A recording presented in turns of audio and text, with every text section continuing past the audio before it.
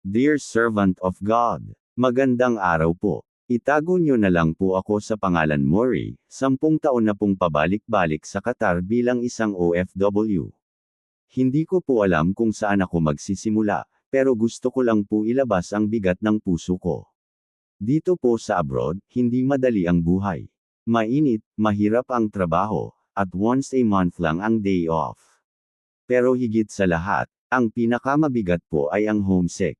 Sa gabi po, tuwing gabi lagi kong naiisip ang mga anak ko, ang mga magulang ko, at ang 2 kapatid na nag-aaral pa sa kolehiyo.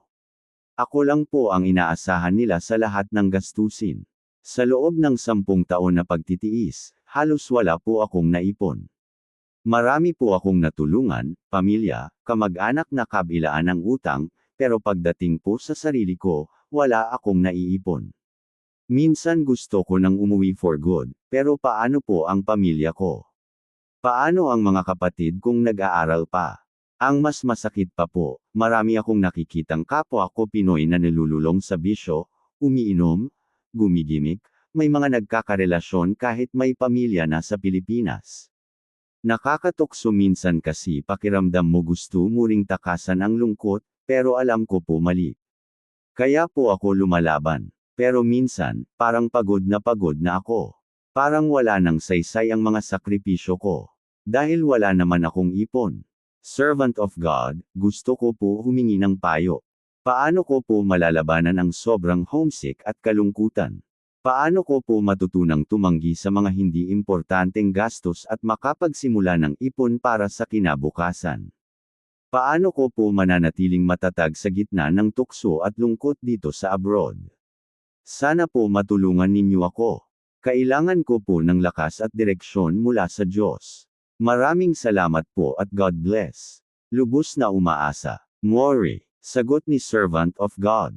Dear Mori, una sa lahat, salamat sa tapang mo na ibahagi ang inspiring na karanasan mo. Hindi madali ang sitwasyon mo, pero tandaan mo, ang Diyos ay nakikinig at nakikita ang bawat luha mo. Hindi sayang ang bawat sakripisyo mo para sa pamilya.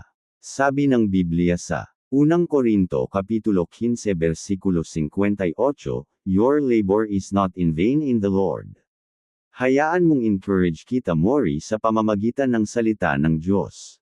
Sa Galatians 6:9, at huwag tayong manggapagod sa paggawa ng mabuti, sapagkat sa kapanahunan ay magsisipagani tayo, kung hindi tayo manganghihimagod. Wala kang naipon kamo, pero sa langit malaki na ang investment mo. Mateo Kapitulo 6 versikulo 20, mangagtipon kayo ng mga kayamanan sa langit, ang pagtulong mo sa kapwa ay isa sa mga investment mo sa langit.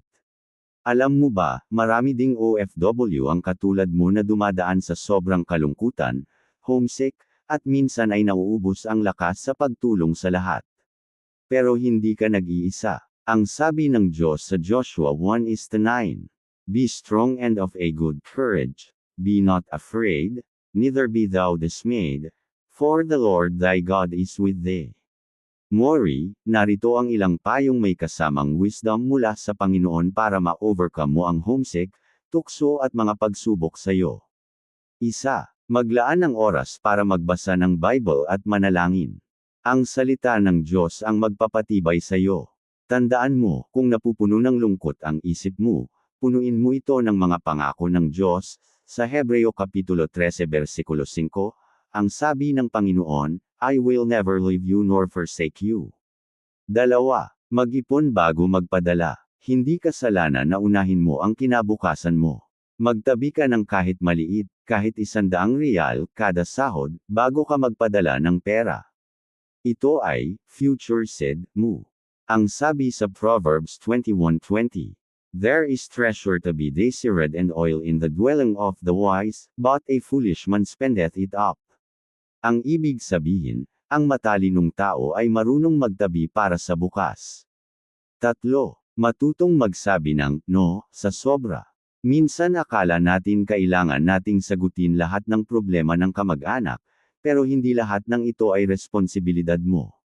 Mag-pray ka at humingi ng wisdom. Kung alin ang talagang dapat mong tulungan at alin ang pwede mo munang tanggihan. 4. Piliin ang tamang kaibigan at kasama. Iwasan ang mga kasama na bubuyuan ka sa mga makamundong gawain, gaya ng inuman at iba pa.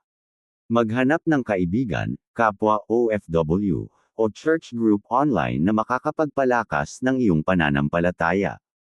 Ang sabi sa 1 Corinthians 15:33, "Be not deceived, evil communications corrupt good manners." Kapag kasama mo ang tama, mas madali mong malalabanan ang tukso. 5. Alagaan ang sarili at katawan. Hindi ka makina, Mori. Magpahinga kapag kaya, kumain ng tama, at huwag kalimutan magpasalamat araw-araw sa Diyos kahit sa maliliit na bagay. Mori, tandaan mo, ang kalungkutan ay hindi dahilan para sumuko. Ito ay paalala na mas kailangan mong kumapit sa Diyos. Ang plano niya sa iyo ay hindi lang makapagpadala ng pera, kundi magkaroon ng masaganang kinabukasan at buhay na may kapayapaan.